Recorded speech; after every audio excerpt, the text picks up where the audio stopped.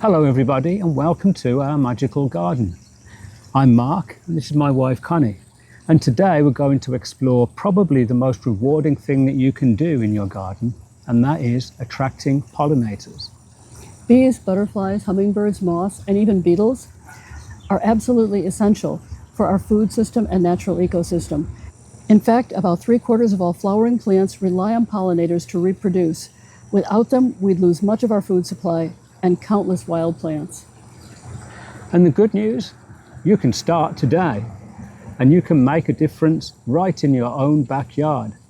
By creating a pollinator-friendly garden, you're not only helping these vital creatures, you'll also enjoy more blooms, healthier plants, and maybe even bigger harvests. So, let's dig in. The most important step is planting native species. These are the plants that evolved alongside your local pollinators, so that bees, butterflies, and hummingbirds already recognize them as reliable food sources. They're also more adapted to your soil and weather, which means less watering, less fertilizing, and less fuss. For example, if you're in North America, try purple coneflowers, black-eyed Susans, bee balm, milkweed, and native goldenrods. If you're elsewhere, check your regional plant lists. Pollinators need two main things: nectar, which is sugary energy fuel, and pollen, which provides proteins and fats. Some of the best all-round choices are wildflowers like yarrow, sunflowers, asters, and echinacea. Different pollinators are drawn to different flowers. Bees love blue, purple, and yellow, especially single petal flowers where pollen is easy to access. Butterflies prefer flat landing platforms in red, orange, pink, or yellow. Hummingbirds are drawn to red, tubular blooms like salvia and trumpet vine.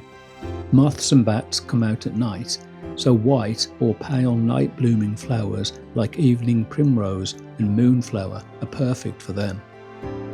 To get continuous blooming across seasons, plant for early, mid, and late season flowers. In spring, trees and shrubs like redbuds, willows, and serviceberry provide some of the first nectar of the year. In summer, wildflowers, lavender, bee balm, and sunflowers take over, and then in fall, goldenrod and asters are critical fuel for monarch butterflies and bees preparing for winter. Some pollinators, especially butterflies, need specific plants for their larvae. Monarch caterpillars can only survive on milkweed. Swallowtails love dill, fennel, and parsley. Adding these host plants ensures pollinators can complete their life cycle right in your garden. Flowering herbs like thyme or oregano, basil, and mint are all pollinator magnets. Fruiting shrubs like blueberries, raspberries, and elderberries provide food for pollinators and for you. Avoid pesticides. Pesticides are one of the biggest threats to pollinators. Even organic sprays can be harmful if applied at the wrong time. If you must use them, spray in the evening when pollinators are less active. Better yet, encourage natural predators like ladybugs, lacewings, and birds to control the pests for you. Many pollinators overwinter in dead leaves, hollow stems, and brush piles. A messy fall garden is actually the best thing you can do. Instead of cleaning up every leaf, leave some undisturbed habitat for bees and butterflies to shelter. Provide a source of water. A shallow dish of water with pebbles or marbles gives bees a safe landing spot. For butterflies, you can create a puddling station with damp sand or mud. They'll use it to get minerals as well as water. And create shelter and nesting sites. Different pollinators have different housing needs. About 70% of bees nest in the ground, so leave some bare soil patches. Other bees prefer cavities in wood. Dead logs or bee boxes can provide that. Brush piles and hedges also give pollinators safe shelter. Pollinators are more efficient when flowers of the same type are grouped together. A big patch of coneflowers, for example, is easier to find and forage from than single flowers scattered around. And finally, be patient. The pollinator garden takes time to establish.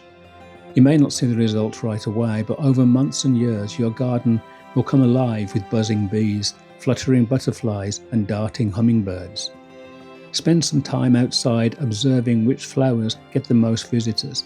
Keep a garden journal, take photos, or even record which species you see each season. You'll quickly learn what works best in your region.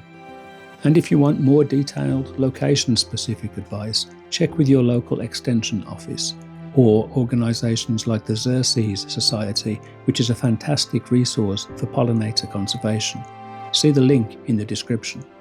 So, to attract pollinators to your garden, remember these 3 things. 1. Plant a wide variety of native nectar-rich and host plants. 2. Use pollinator-friendly gardening practices, skip the pesticides, provide water and leave shelter. And 3. Be patient and let your garden evolve into a thriving ecosystem. By doing this, you'll create not just a beautiful garden, but a sanctuary that supports biodiversity and helps the environment. If you found this video helpful, please give it a thumbs up, subscribe for more gardening and wildlife tips, and let me know in the comments what pollinator are you most excited to attract to your garden.